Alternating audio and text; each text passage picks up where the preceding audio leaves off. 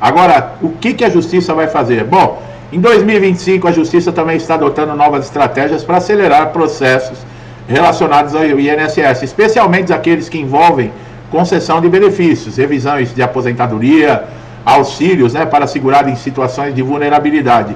A lentidão histórica desses processos gera impactos negativos para esses beneficiários, muitos dos quais dependem de uma decisão rápida para garantir aí a sua subsistência.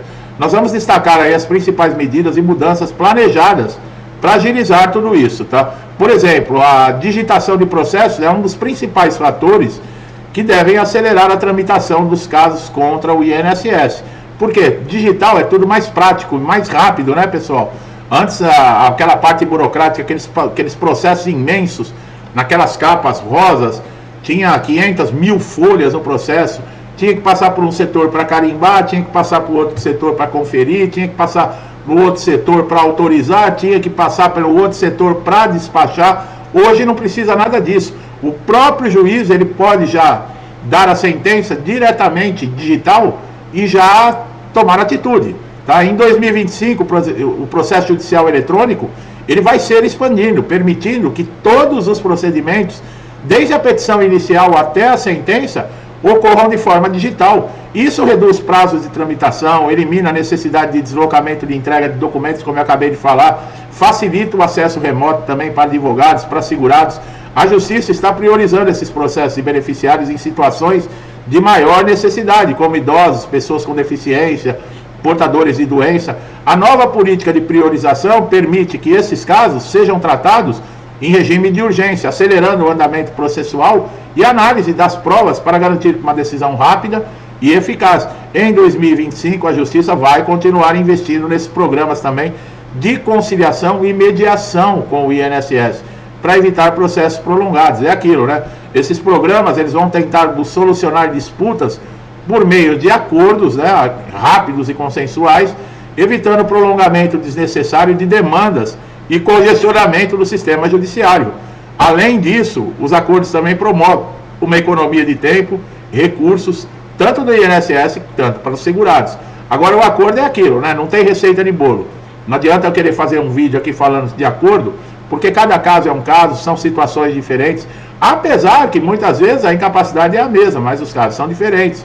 Depende da época, depende da condição, se foi no trabalho, se foi fora do trabalho, tem tudo isso, tá? E a Justiça, ela tem que lidar com essas diferenças, inclusive no momento do acordo. A utilização também de perícias digitais, né, que está sendo ampliada para reduzir os prazos de espera. Muitos segurados que aguardam meses por uma perícia presencial, especialmente em áreas remotas, por exemplo, área rural. As teleperícias, né, que o INSS em alguns lugares tentou implantar, mas não se sabe se foi para frente ou não, porque eles também não divulgam. Esses exames médicos podem ser realizados virtualmente, acelerando a avaliação da incapacidade e facilitando a concessão de benefícios como auxílio-doença e aposentadoria por invalidez. Nós não vemos hoje, por exemplo, na área criminal, o juiz, ele fazendo, por exemplo, a parte lá do processo, falando muitas vezes com o criminoso, com as testemunhas, virtualmente. Isso serviria também para o juiz no caso de INSS. A Justiça está implantando essas ferramentas de inteligência artificial, automação para análise de processos contra o INSS, embora essas tecnologias ajudem a identificar e classificar processos similares, agilizar a elaboração também das sentenças e realizar triagens automáticas permite que os juízes se concentrem em casos mais complexos e tomem decisões mais rapidamente. Parcerias entre o INSS e Justiça Federal estão sendo fortalecidas, tá? Para otimizar a comunicação, a troca de informações. Nós falamos aí até do Ateste Júri esses dias em outros vídeos, né? Que é uma boa notícia. Esses acordos vão visar reduzir o atraso nas respostas do INSS, garantindo soluções e solicitações judiciais, documentos sejam processados sem burocracia.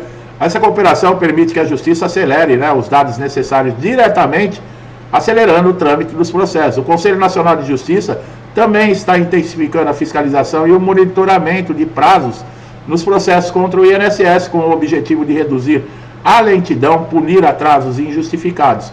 Esse acompanhamento mais rigoroso obriga o INSS a cumprir prazos e tomar medidas mais ágeis para responder as demandas judiciais.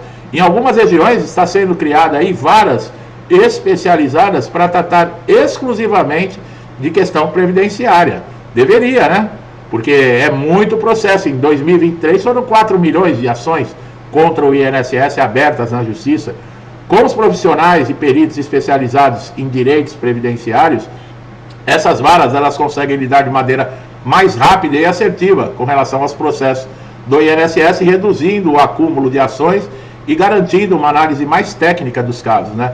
Para casos que o beneficiário já obteve, por exemplo, decisão favorável, o pagamento do benefício ele é emergencial, tá? O sistema de urgência está sendo implementado para liberar o pagamento em até 30 dias após a decisão da Justiça. Esse sistema vai garantir que essas pessoas não fiquem sem recursos, né? Depois que receberem a sentença. Para evitar falhas processuais e erros também que prolonguem o trâmite, a Justiça e o INSS estão fortalecendo programas de orientação do segurado, coisa que o INSS não faz, né, pessoal? Esses programas buscam informar melhor o beneficiário sobre como realizar pedidos, quais documentos são necessários, como proceder no caso do benefício seja negado. Isso inclui uma expansão do acesso também de defensores públicos e advogados previdenciários gratuitos para auxiliar os segurados de baixa renda. Essas mudanças visam acelerar o tempo de resposta dos segurados, garantindo que processos previdenciários sejam resolvidos de uma maneira mais célere e os direitos dos beneficiários sejam preservados com mais eficiência, né? Em 2025, essas perícias judiciais também, no âmbito do INSS, devem passar por algumas alterações e seguir diretrizes que visam tornar o processo mais ágil. Isso na Justiça. Transparência, justiça, para quem depende, por exemplo, do benefício, né? Vai mudar o quê?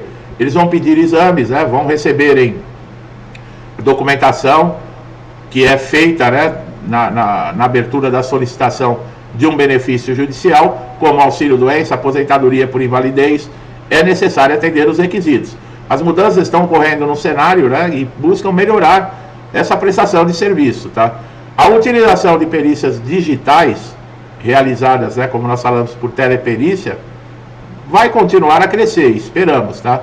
Mas desde que seja algo sério também, né, pessoal? Esse modelo ganhou força durante a pandemia, né? O INSS diz que permite esses segurados com dificuldades de mobilidade, em vez de ter que se deslocar até uma agência do INSS para participar da perícia, eles fazem através da teleperícia, evitando aí filas, agilizar processos. Agora precisa mudar também a consciência e o procedimento e a maneira de ser feita essa perícia dentro do INSS, né? Espera-se que profissionais de verdade façam essa perícia. Está havendo um esforço para uniformizar os critérios de avaliação desses peritos, evitando interpretações subjetivas que levem a resultados diferentes para casos similares. A uniformização dos critérios, com base em protocolos mais claros, deve garantir uma equidade nos processos de avaliação de incapacidade, especialmente nas perícias que envolvem situações e condições complexas, como transtornos mentais e doenças degenerativas. Com o uso crescente, né, de tecnologias de rastreamento, análise de dados, a Justiça está intensificando o combate às fraudes, tá? E o cruzamento dessas informações, eles devem ser ainda mais utilizados para identificar irregularidades em laudos, evitando que esses segurados sejam prejudicados ou que os benefícios sejam pagos indevidamente. Em casos de divergência de laudo, por exemplo, com flexibilidade na condição de segurado, o beneficiário ele poderá solicitar perícias complementares, tá? Uma segunda opinião, com a supervisão da Justiça, é lógico. Essa medida visa dar maior segurança ao segurado em situações onde o diagnóstico inicial não esteja claro ou seja contestável. Para reduzir a longa espera das perícias, a Justiça também busca estipular prazos menores para a realização de avaliações e para emissões de laudos. Os prazos serão monitorados de forma mais rigorosa para evitar que o segurado aguarde meses por uma avaliação, o que é essencial para quem depende de um benefício. Uma novidade em 2025 é a possível implementação de perícias automáticas ou renovação simplificada para beneficiários em condições de doenças crônicas irreversíveis. Uma vez que passar pela perícia, esses segurados poderão realizar a renovação do benefício por meio da atualização de documentos, facilitando a continuidade do auxílio sem a necessidade de uma perícia presencial. Em 2025, a Justiça também deve aumentar a oferta de orientações a segurados sobre critérios e deveres da perícia.